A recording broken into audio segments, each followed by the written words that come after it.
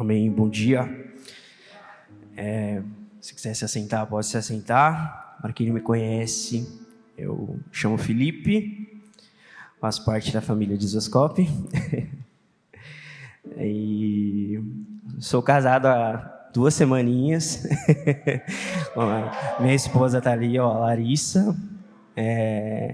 E dizer para vocês que é um grande privilégio estar aqui hoje, uma grande responsabilidade, porque nós somos uma família, e o intuito disso aqui é gerar mais paixão, mais fome por Jesus, e se permita entrar nesse ambiente, nessa atmosfera que Jesus criou aqui. Não fomos nós, foi Ele que nos levou até esse ambiente. Amém? Então, hoje a gente vai dar continuidade à nossa série Fascinados. Quem aqui acompanhou todos os domingos? Amém. Quem foi abençoado todos esses domingos? Amém. Eu também fui demais. E hoje a gente vai dar continuidade nesse tema. A gente vai falar sobre o desejo de Deus, né? As Escrituras dizem que Deus possui um desejo. E a gente vai ler aqui qual é esse desejo de Deus hoje. Eu queria convidar você a abrir a sua Bíblia comigo em João 17. João 17, versículo 24. A gente aprendeu aqui, né, que Jesus ele deseja uma noiva apaixonada. E o entendimento que eu gostaria de construir aqui hoje é que, para que nós entendamos que Jesus para que a gente seja apaixonado por Jesus, a gente precisa entender o quanto o noivo é apaixonado pela noiva, né? E em João 17, 24, diz assim: Pai, eu quero que o que me deste estejam comigo onde eu estou e vejam a minha glória, a glória que me deste porque me amaste antes da criação do mundo. E esse capítulo aqui da Bíblia é um dos capítulos que mais falam comigo em toda a minha vida, porque é a oração do Filho, ou seja, é a oração de Deus para Deus por intermédio de Deus. Aqui o Filho, ele está orando para o Pai por intermédio do Espírito Santo. E nas Escrituras não existe ambiente nenhum onde a oração do Filho é escrita detalhadamente, a não ser nessa parte. E aqui Jesus começa esse versículo, né? Nessa parte da oração dele, ele diz: Pai, quero que os que me deste estejam comigo onde eu estou. E aqui, em outras versões, diz que Jesus ora assim: Pai, o meu desejo Ou seja, um primeiro princípio aqui se nós queremos saber o desejo de Deus, aqui está o desejo de Deus. Se você buscou o desejo de Deus para a sua vida até hoje, aqui está o desejo de Deus. Sabe qual é o desejo de Deus? Que Ele quer que você esteja onde Ele está. E, gente, algo que a gente precisa entender é que Jesus não expressou esse desejo simplesmente quando Ele veio para a Terra. Porque Ele diz aqui que antes da criação do mundo, o Pai já amava Ele. Ou seja, antes da criação do mundo, Jesus já existia. E esse desejo já existia no coração de Deus. Esse desejo já existia no coração do Filho. E Ele expressa esse desejo durante toda a eternidade. Como a gente pode perceber isso nas Escrituras? É simples, é o que a gente viu aqui na primeira pregação, na pregação do Douglas, de Gênesis a Apocalipse. A gente vê, a história começa com um casal, e a história termina, ou se inicia, com um casal. E o desejo de Jesus, o desejo de Deus sempre foi isso. Sempre foi uma noiva apaixonada. Por quê? Porque Ele é um noivo apaixonado. Essa é a característica de Jesus. E algo que a gente pode pensar hoje é quem está no mesmo lugar sempre, senão o marido e a esposa? Quem divide o mesmo ambiente, senão o marido e a esposa? É engraçado porque eu casei faz 2 semanas, mas eu sei que, embora em algum momento, em algum período do dia, eu não esteja em casa, eu esteja trabalhando, mas a minha expectativa é o quê? Eu vou embora e eu vou encontrar a minha noiva. Eu vou embora e eu vou encontrar a minha amada. Então, eu sei que eu tenho uma aliança, e aonde eu for, eu sou dela, e aonde ela for, ela é minha. E eu sei que a gente sempre vai voltar para o mesmo lugar. Por quê? Porque eu sou dela e ela é minha. Então, esse é o desejo de Deus para nós. O desejo de Jesus aqui é o quê? Que aonde Ele esteja, nós estejamos. E quando nós estivermos separados por um período de tempo, até aguardarmos a sua vinda, nós somos dele. Por quê? Porque Ele fez uma aliança conosco. Ele nos aliançou nele. A Bíblia diz que nós somos selados pelo Espírito Santo. Ou seja, nós pertencemos a Jesus. Só que ao mesmo tempo que nós pertencemos a Jesus, Jesus quer a mesma coisa de nós. Jesus anseia pela mesma coisa que Ele derrama sobre nós. E algo que a gente precisa entender é ressignificar a cruz de Cristo. Porque durante muito tempo a gente disse: Jesus morreu na cruz para perdoar os nossos pecados. E sim, com certeza, Jesus morreu para nos salvar da condenação eterna, morreu para nos salvar da ira de Deus, morreu para nos salvar de nós mesmos, mas é muito mais além do que isso. Jesus não veio estabelecer simplesmente uma salvação. Jesus veio estabelecer uma aliança. No Antigo Testamento, a aliança ela era selada por intermédio do sangue. E Jesus sangrou 2 vezes por nós. Uma antes de ser crucificado e outra depois. Ou seja, Jesus nos selou, Jesus concretizou uma aliança conosco. Então Ele não nos salvou simplesmente para o perdão de pecados, Ele nos salvou porque Ele nos amava e desejava passar a eternidade conosco. E isso a gente entra lá no que foi falado na primeira pregação também pelo Douglas. Nós temos o primeiro Adão tinha uma falta de quê? De necessidade. Agora o filho tinha uma falta, mas não de necessidade, de falta, porque faltava quem derramar amor. Então desde a eternidade o filho olhou e falou: esse é o meu povo que eu vou derramar amor. Esse é o meu povo que eu vou derramar todo o amor que eu tenho. Ou seja, Deus não tem necessidade de derramar amor em nós, mas Ele tem prazer em derramar amor em nós. Por quê? Porque Deus não tem amor, Deus é amor. A Bíblia diz que aquele que não ama não conhece a Deus, porque Deus é amor. Ou seja, isso também traz um outro princípio para nós aqui hoje. Que se Deus não tem amor, Deus é amor, Deus não ama um pouquinho. Deus não sabe amar com uma medida, Deus ama por completo, porque é a natureza dele. Ou seja, quando Jesus morreu na cruz por nós, Deus estava dando tudo o que ele tinha por nós. Deus não se entregou por metade, Deus se entregou por completo. Deus entregou tudo o que ele tinha, por quê? Porque o filho era tudo que o pai tinha. E vocês estão entendendo? Amém? Está fazendo sentido? Glória a Deus. E é isso.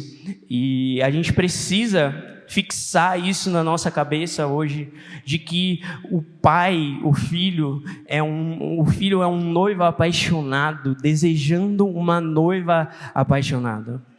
E a avaliação que eu gostaria de trazer aqui hoje será que nós estamos sendo, nessa mesma medida, uma noiva apaixonada por Ele, será que nessa mesma medida nós estamos ansiando pelo amado? Porque, gente, pensa comigo aqui hoje um raciocínio. Se Deus entregou tudo o que Ele tem, Ele não deseja que nós entregamos tudo o que a gente tenha. Isso é simples, porque o que eu espero da Larissa, derramando amor sobre ela, é que ela seja apaixonada por mim. É que ela derrame a mesma medida de amor por mim. E é engraçado isso, porque a gente sempre ouve, né, que com o tempo a paixão ela se esfria e sobra o amor. Mas e isso é um fato, porque amor vai muito mais além do que um sentimento. Amor é um sentimento, sim, é um sentimento, mas ele vai muito mais além do que um sentimento, e a gente vai falar sobre isso um pouco mais para frente. Mas a gente precisa entender que Jesus deseja uma esposa que ame Ele na mesma estatura. Aonde está escrito isso? João 17 também, 26 diz: eu os fiz conhecer o teu nome e continuarei a fazê-lo, a fim de que o amor que tens por mim esteja neles e eu neles estejam. Ou seja, a atitude de Jesus e tudo que Ele fez na terra e tudo que está escrito na palavra de Deus foi uma coisa: o Filho revelando o Pai. Por quê? Porque quando nós contemplamos o Pai, nós vemos o quanto Ele ama o Filho. E assim nós podemos amar Ele na mesma medida. Ou seja, o anseio que Deus tem no coração, o desejo que Deus tem no coração dele é o quê? Uma esposa que o ame Ele na mesma medida. Assim como todos nós aqui desejamos ser amados por pessoas, Deus deseja ser amado por nós. E de novo, Deus não é carente. Deus não tem necessidade de amor, em Deus não falta amor. Lembra, Deus é amor, mas é porque é algo que Ele deseja compartilhar conosco, como a gente viu, desde a eternidade, né? Esse é o propósito de Deus, né? E a gente precisa entender também que Deus deseja não só uma noiva devota a Ele, mas uma noiva que seja uma com Ele. Uma noiva que entregue tudo para Ele. Porque, gente, é muito fácil a gente falar: eu creio em Deus. A gente vem de uma história onde nós somos pós-cristãos, né? A história ela foi cristianizada, ou seja, o cristianismo está enraizado na nossa vida, nos nossos princípios, principalmente como brasileiro, e isso está muito claro dentro de nós. A gente sabe que existe um Deus, existe um Filho, existe um Pai, existe o Pai, o Filho e o Espírito, mas algo muito engraçado que Jesus diz lá em João também, eu não vou lembrar agora exatamente o versículo, mas diz que Jesus havia feito sinais e maravilhas ao redor deles, mas e eles creram no nome de Jesus, mas a Bíblia diz: mas Jesus não confiava neles, porque conhecia a intenção do coração de cada um e ninguém precisava falar para ele acerca de ninguém. Ou seja, existe uma enorme diferença entre crer em Jesus e Jesus confiar em nós.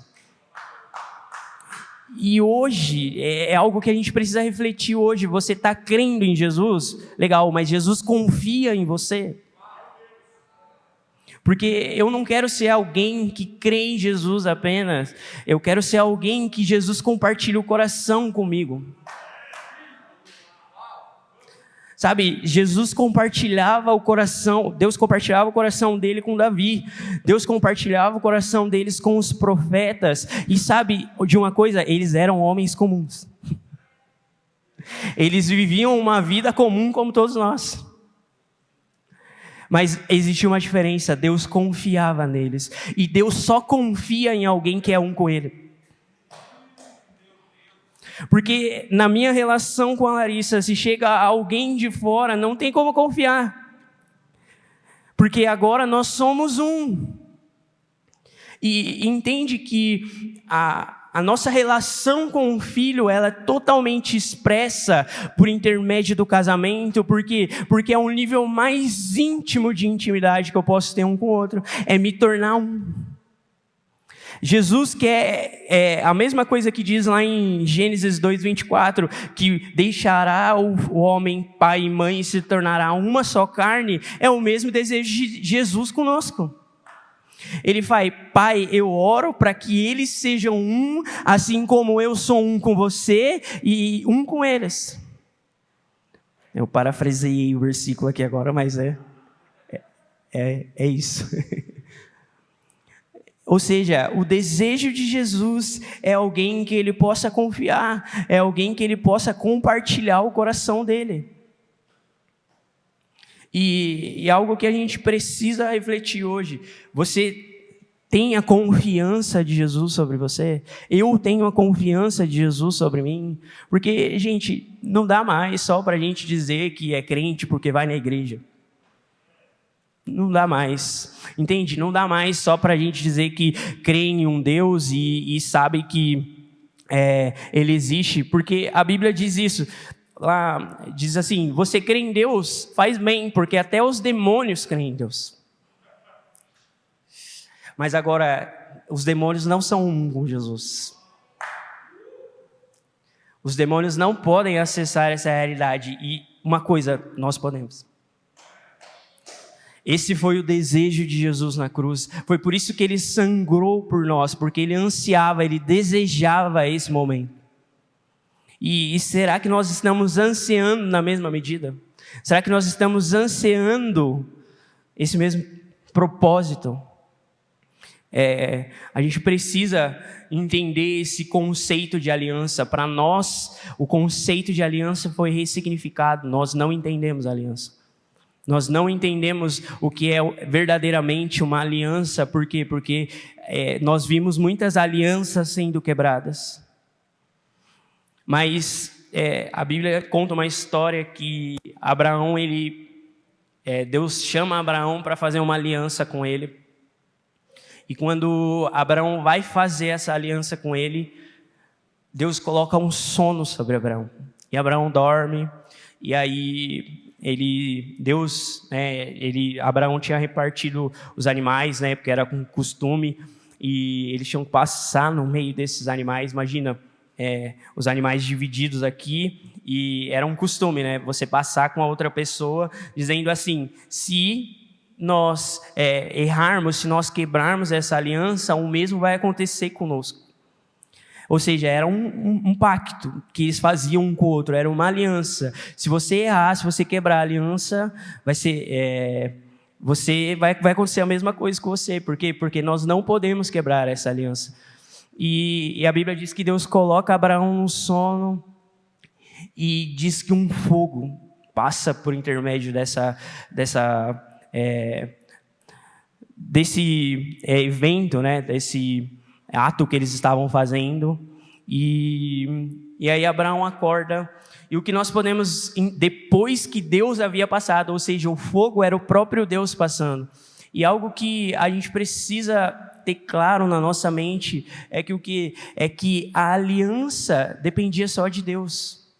E é a mesma coisa que Jesus fez conosco. Se dependermos de Deus, a aliança nunca vai ser quebrada. Agora, e nós?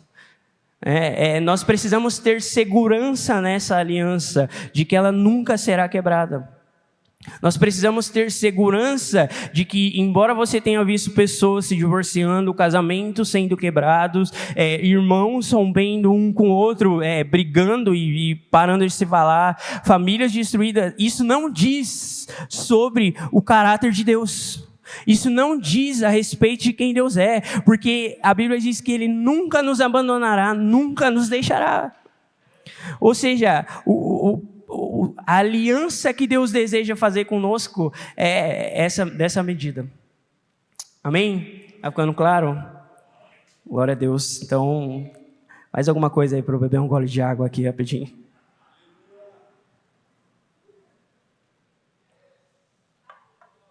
Glória a Deus.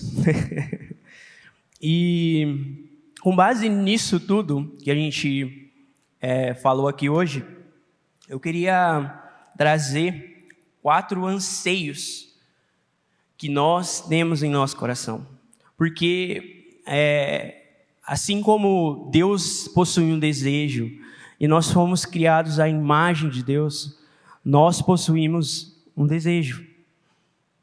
Nós possuímos desejos. Por quê? Porque foi o próprio Deus quem colocou esses desejos em nós. Mas hoje a gente precisa ressignificar esses desejos. Nós precisamos colocar esses desejos no lugar certo. Porque às vezes nós nos deparamos com esses desejos e nós vamos para 2 caminhos. Ou nós nós tentamos suprir esses desejos em algo desnecessário e pecaminoso, ou nós suprimos esse desejo como se ele fosse algo errado. Mas não, é algo natural que Deus colocou em nós. Nós só precisamos ressignificar esses desejos. E eu queria começar, o primeiro desejo aqui, está lá em Eclesiastes 3. Se você quiser abrir aí comigo. Eclesiastes 3.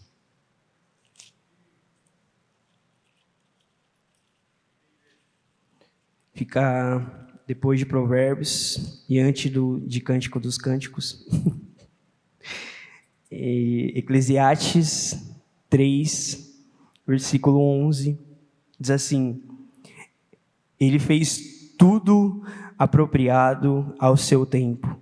Também pôs no coração do homem o anseio pela eternidade. Mesmo assim, ele não consegue compreender inteiramente o que Deus faz. O primeiro anseio do nosso coração, gente, o anseio, o desejo pela eternidade.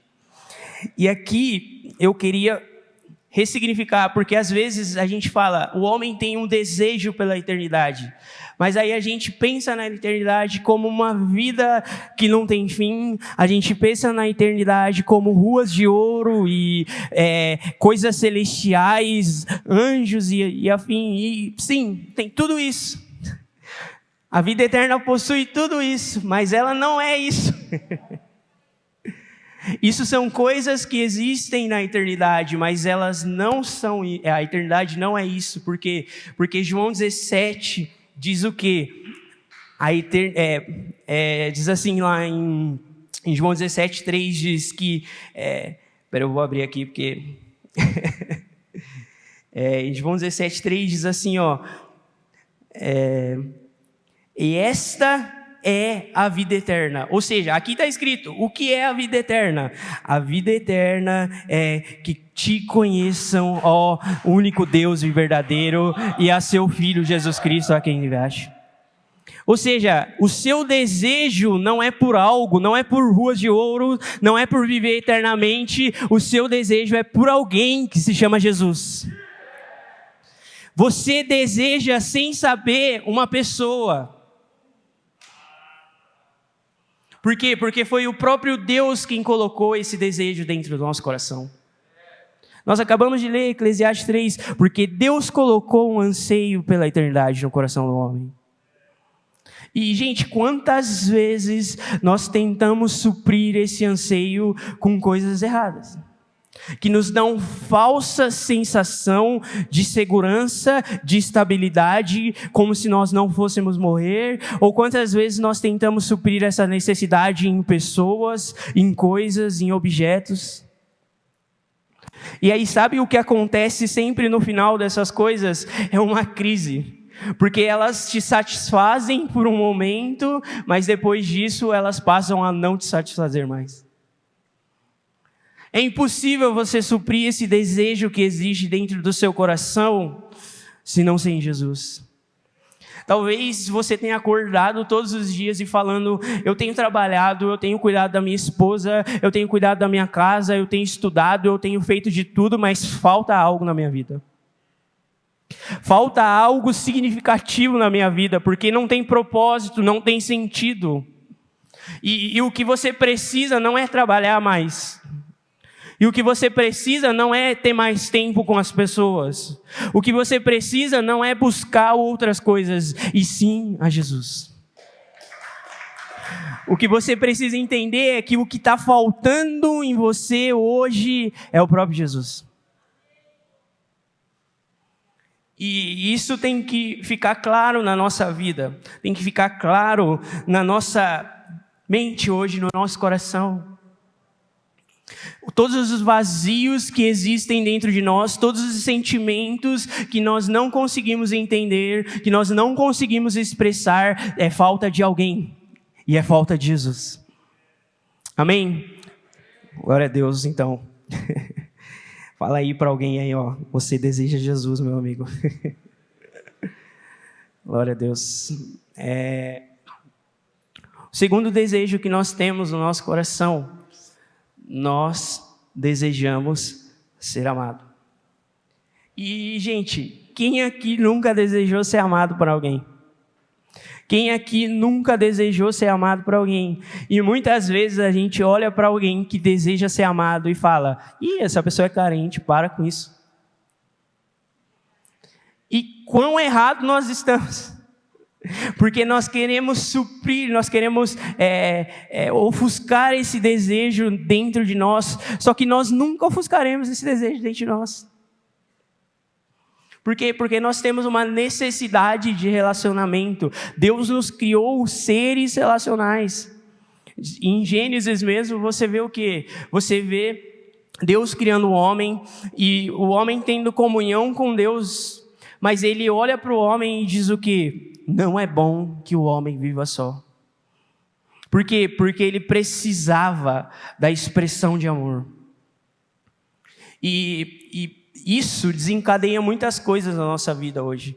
Talvez a gente esteja com crises existenciais, a gente esteja carente, passando de relacionamento em relacionamento e nunca entendendo aquilo que falta em nós. Talvez a gente olhe para a pessoa que está do nosso lado, para o nosso cônjuge, e não entenda o porquê essa pessoa nunca consegue atingir aquilo que você deseja. Porque, gente, nós precisamos ter isso muito claro. O nosso desejo de ser amado não é ser amado simplesmente por pessoas, mas é ser amado por Deus. E o quão isso é difícil, porque quando nós olhamos para a cruz e vemos um Deus de graça, um Deus que é amor e que nos ama sem nada em troca, nós entramos em crise, porque a vida inteira nós vivemos de que maneira? Pagando o amor dos outros. A gente viveu a vida inteira dando em algo em troca para ser amado. A gente pensa, nossa, será que se eu colocar as cadeiras organizadas hoje, as pessoas vão olhar para mim e vão me amar? Ou será que se eu fizer algo diferente no meu serviço, o meu chefe vai gostar mais de mim? Ou será que se eu arrumar a cama hoje, os meus pais vão me amar?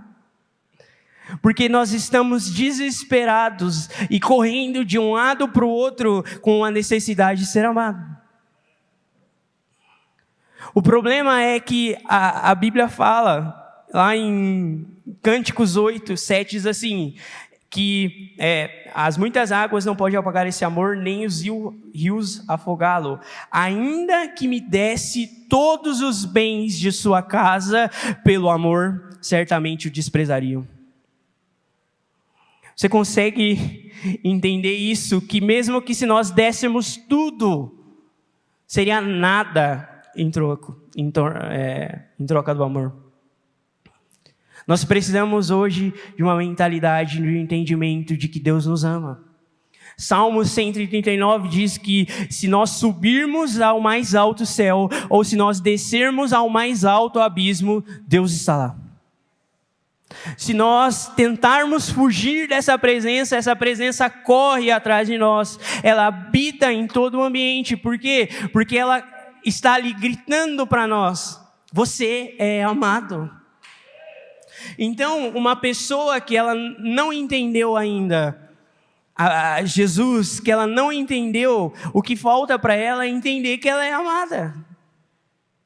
Uma pessoa que vive correndo atrás, pagando as coisas para tentar ser amada, é porque ela não entendeu que ela já é amada.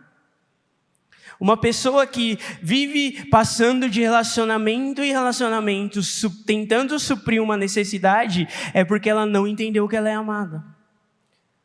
E isso é um princípio que aconteceu muito conosco, porque às vezes a nossa família ela tem uma função, a nossa família ela tem um papel. O pai deve expressar o amor o nosso pai terreno deve expressar o amor do nosso pai celestial para nós. A nossa família deve ser esse lugar. Só que quantos de nós aqui tivemos uma família quebrada com o tempo e não tivemos a oportunidade de receber esse amor? Ou talvez você teve uma família completamente que te amava e não tinha nenhum problema nenhum. Só que o que essas duas pessoas têm em comum é que elas nunca chegarão à totalidade de amor. Por quê? Porque o total amor vem de Deus. Porque, como nós dissemos, Deus é amor. Amém? Glória a Deus. Vocês estão felizes? Glória a Deus. Terceiro desejo que nós temos aqui. Nós temos um desejo de se relacionar sem reserva, sem reservas. Um desejo que existe no nosso coração é que todos nós desejamos nos relacionamentos onde a gente possa nos entregar por inteiro. Porque, gente, é muito ruim você se relacionar com uma pessoa que você tem que ficar pisando em ovos em todo momento, certo? É muito ruim quando você tem que se relacionar com uma pessoa que você tem que se moldar inteiro, fazer um grande esforço para que você consiga ser amado e consiga acessar o coração dessa pessoa. E em Deus não existe esforço para isso. João 15 diz que que o nosso papel é permanecer na videira. Ou seja, nós falamos aqui, existe uma aliança que Deus fez com nós. Ele nos tornou um com Ele. Então nós podemos nos relacionar com Ele sem reservas. Nós podemos nos relacionar com Ele sem reservas, gente. E isso precisa estar claro em nós. O Pai, o Filho e o Espírito desejam esse relacionamento conosco na mesma medida que é o relacionamento que eles têm um com o outro. A Trindade não se relaciona mais por comunicação. O Filho não precisa falar para o Pai, nossa, eu estou desejando isso. O Espírito não precisa falar para o Pai nem para o Filho, eu desejo isso. Por quê? Porque eles estão tão inteiramente ligados. Eles são que eles não precisam compartilhar mais o que eles anseiam, o que eles desejam, o que eles pensam. Isso é natural. E é o mesmo relacionamento que Deus deseja conosco. Jesus diz que permanece. Se você pegar e ler João 17, você vai ver diversas afirmações de Jesus falando que eu esteja neles e eles em mim. Que nós sejamos um, assim como Ele e o Pai são um. Ou seja, essa é a unidade. E o terceiro anseio que eu coloquei aqui é comprometer-se com algo real. Nós temos uma necessidade, uma quarta necessidade, né? De se comprometer com algo real. Nós temos uma necessidade de fazer parte de algo. Nós temos uma necessidade de fazer parte de alguma coisa. Você vê que quando uma pessoa ela vem para a instituição, ela vem para o corpo de Cristo e as pessoas não acolhem ela vai embora sempre com o quê? Com a mentalidade de que não me acolheram. Eu não me senti parte disso. Só que isso também é um erro, porque existem dois aspectos disso. O primeiro é entender que nós fazemos parte de algo maior que nós mesmos. Por quê? Porque Deus nos chamou para essa história, para esse romance eterno. E o segundo é que nós agora estamos conectados, então nós fazemos parte de uma instituição, de um corpo que é a igreja. Amém? Vocês estão entendendo? Estão pegando aí? Fala alguma coisa então. Glória a Deus, gente. E a gente precisa ter claro, é claro que existem muitos anseios dentro do nosso coração. Existem muitas coisas que o nosso coração vibra, mas eu peguei 4 exemplos aqui. E, como eu disse, a gente precisa aprender a colocar esses anseios no lugar certo, na pessoa certa.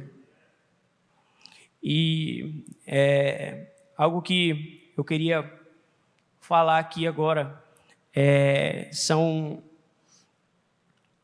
a forma de nós entendemos que nós temos um anseio pela eternidade, que ela só pode ser suprida em Jesus. Nós entendemos que nós temos um anseio de ser amado e que nós somos amados por Deus de graça. Nós entendemos que nós temos um desejo de se relacionar sem reservas. Nós podemos fazer isso com o Pai e um com os outros, e nós fazemos parte de algo. Nós fazemos parte de um casamento. Porque nós precisamos entender isso, porque nós precisamos entender que Deus deseja, como eu disse lá no começo, uma noiva apaixonada.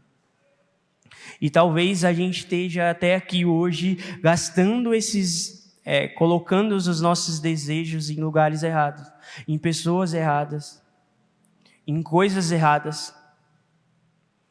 E eles nunca serão satisfeitos. E nós nunca seremos aquela pessoa que Deus confia. Por quê? Porque nós não conseguimos acessar esse lugar. E eu queria dar 3 exemplos aqui, 4 exemplos de como amar a Deus na prática. Porque o que Deus deseja de nós, colocando esses anseios no nosso coração, é ser amado por nós da mesma medida. A Bíblia diz que nos últimos dias, a noiva, ela vai amar o noivo na mesma medida. A noiva, ela vai ser apaixonada pelo noivo na mesma medida. Ela vai se entregar pelo noivo na mesma medida. E é o que eu falei, não é mais sobre frequentar um culto, não é mais sobre frequentar um DNA. É sobre uma vida gastada aos pés de Jesus. É sobre uma vida que coloca Jesus como prioridade. É sobre uma vida que ama Ele. É o que eu falei no começo, não tem mais como a gente ser só um cristão que frequenta a igreja. É uma hora de se tornar uma igreja apaixonada por Jesus. E esse aspecto, a igreja só vai se tornar apaixonada quando nós, indivíduos, começarmos a nos levantarmos nisso. E é muito engraçado porque a gente trabalha com as redes sociais, né? Eu não falei isso, mas eu trabalho lá no Dizoscope também. E eu fico olhando as redes sociais, os comentários, e a maior dúvida que as pessoas têm eu entendi que eu preciso amar a Deus, mas como eu faço isso na prática? Como que eu coloco esses desejos que eu tenho no meu coração em Deus? E é isso que eu queria falar. 4 maneiras práticas de nós amarmos a Deus. 4 formas práticas de nós amarmos a Deus. Amém? Fala aí para a pessoa aí, ó. Você vai aprender 4 formas práticas de amar a Deus.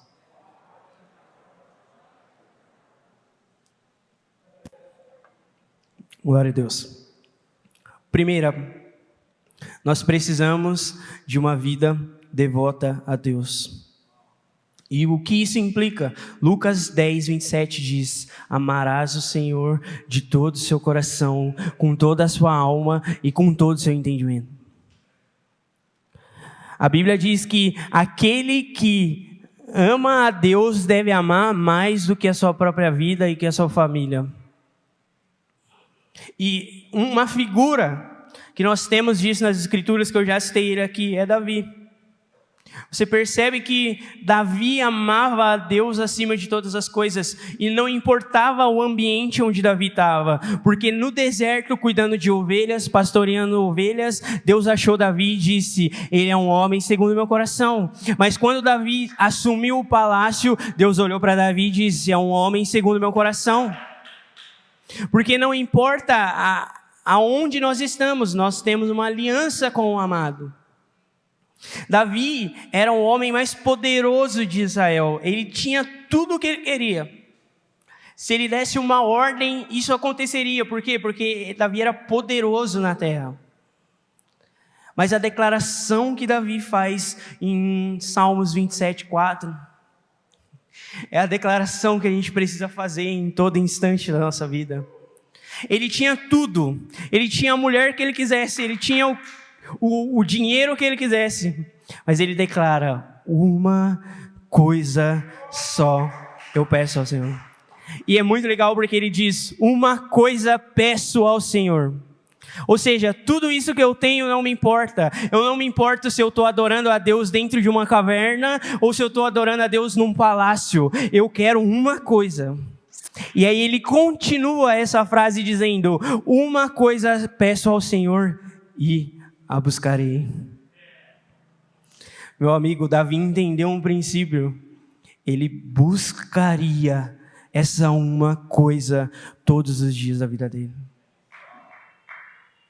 E ele continua: eu buscarei que eu possa habitar no templo do Senhor e contemplar da sua bondade todos os dias da minha vida. Eu não sei se você entende isso, mas nós podemos acessar esse lugar todos os dias da nossa vida.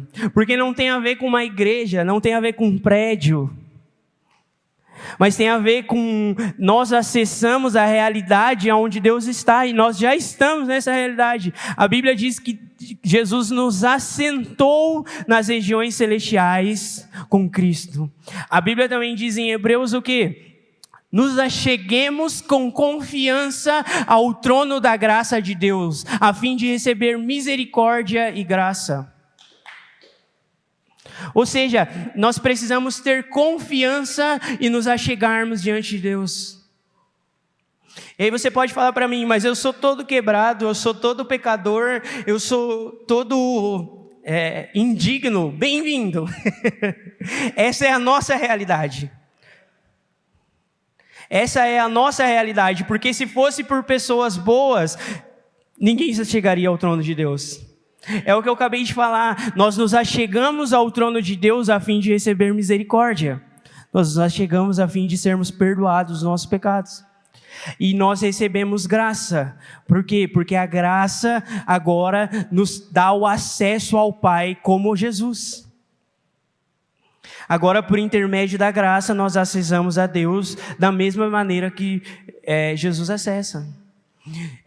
Eu lembro de uma vez que a Val pregou isso aqui, e ela disse, e é exatamente essa ilustração para você entender. Quantos aqui conhecem a história de Jacó e Esaú? Esaú e Jacó.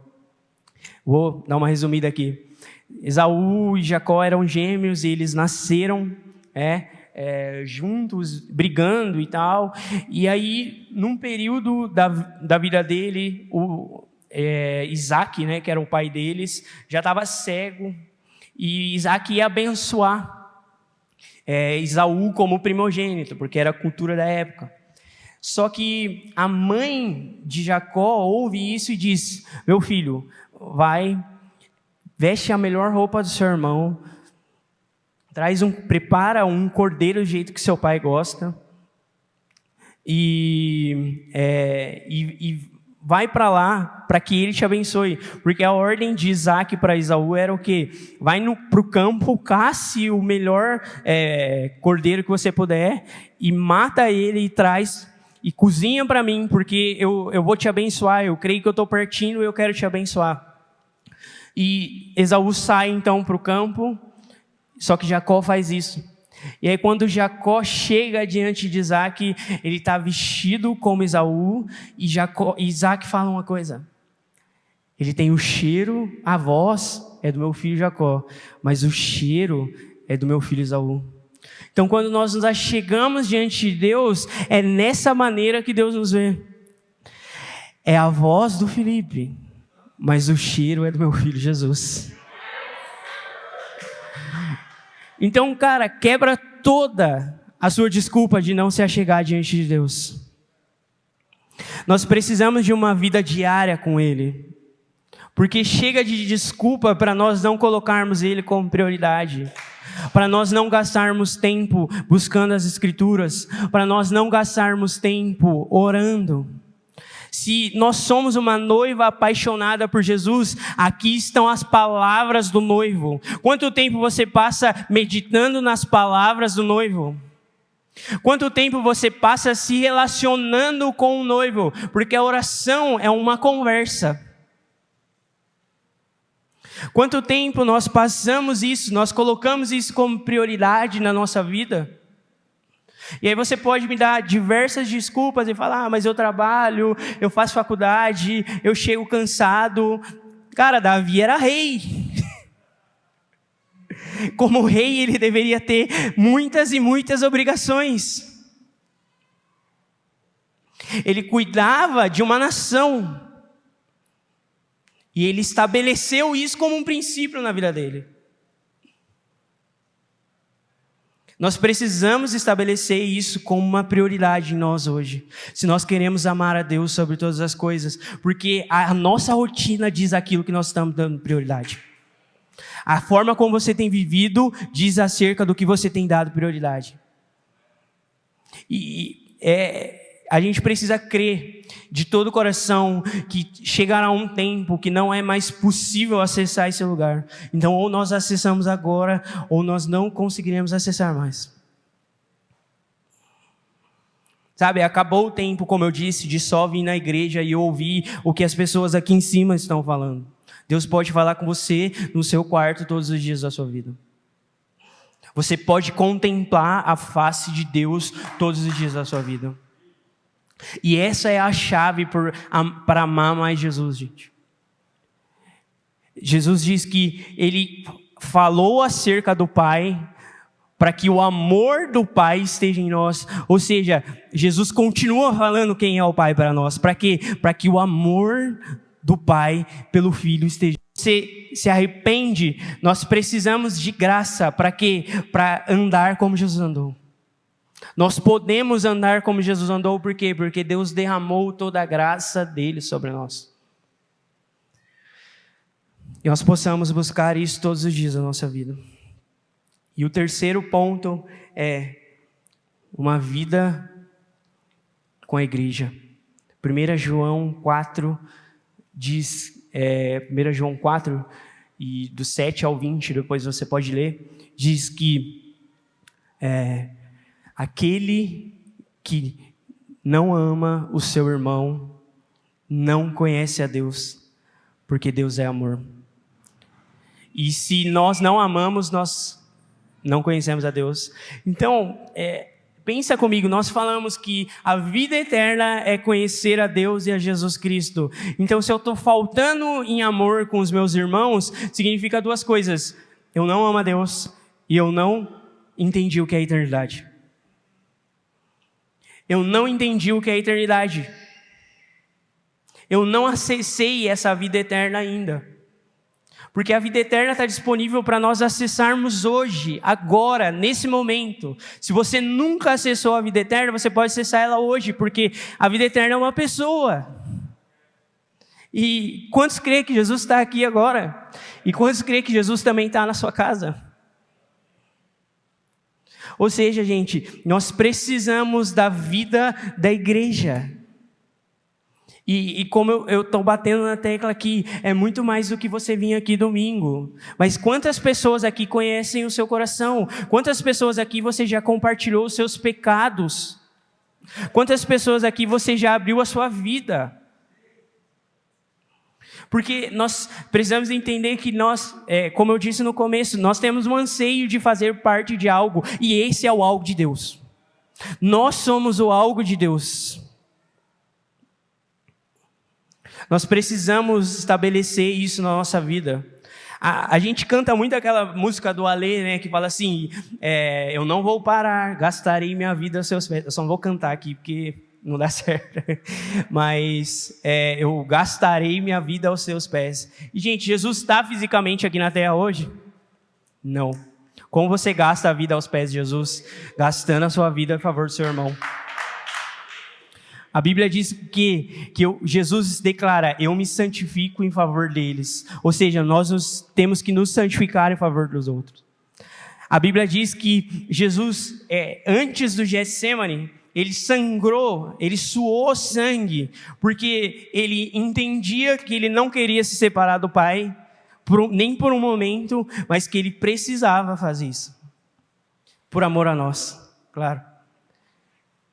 Ou seja, quantos de nós estamos fazendo isso um pelos outros? Enquanto nós não entendermos que eu não consigo viver sem você, é como se faltasse algo, sabe? Ninguém vive sem beber água, certo? Ninguém vive sem comer. Eu não consigo viver sem você. Porque você, caminhando junto comigo, faz parte da vida eterna. E a vida eterna é comunhão com Deus, comunhão com o Filho e comunhão uns com os outros. Amém? Glória a Deus. Então não saia daqui hoje sem amar, sem se relacionar com as pessoas. Chame gente para ir na sua casa. Chame gente para você se relacionar. Se você tem um problema com alguém, você se resolve isso através da comunhão com essa pessoa. É o que o Douglas sempre fala. Sabe aquela pessoa mais difícil para você? Chama ela para tomar um café. Porque é aquela pessoa que precisa, você precisa do que aquela pessoa tem e ela precisa do que você tem. E o quarto ponto aqui cara, você pode falar para mim assim, beleza, eu faço tudo isso. Eu faço tudo isso. Só que existe algo mais. Sempre existe algo mais. E o quarto ponto beleza, você entendeu isso, mas você quer ir mais fundo. Porque eu quero ir mais fundo. Você quer ir mais fundo? Cara, se você quiser ir mais fundo, você precisa estabelecer um princípio na sua vida. Nós precisamos entender que existe um lugar em Deus onde eu começo a abrir mão daquilo que é lícito para expressar o meu amor e a saudade por Ele. Sabe o que é isso? Isso é o jejum, isso é o propósito. De maneira prática para nós entendermos. Sabe uma pessoa que fez isso, João Batista? Ele não se importou em viver no deserto. Ele podia viver lá na sinagoga, porque ele era por direito sacerdote. Mas ele escolheu viver no deserto. E viveu uma vida no deserto. Será que nós podemos escolher hoje viver uma vida no deserto? E não é um deserto de escassez, é um deserto no sentido de que eu abro mão daquilo que é lícito, eu abro mão de assistir meia hora de Netflix, eu abro mão de comer coisas que eu gosto, para quê? Porque eu quero expressar a saudade do meu noivo, porque eu não vejo a hora de ter ele aqui, porque eu não vejo a hora de estar no mesmo lugar que ele está. Eu não vejo a hora de viver com ele na mesma medida. Amém? Quantos querem ir mais fundo? Glória a Deus. Vamos ficar de pé então para a gente orar.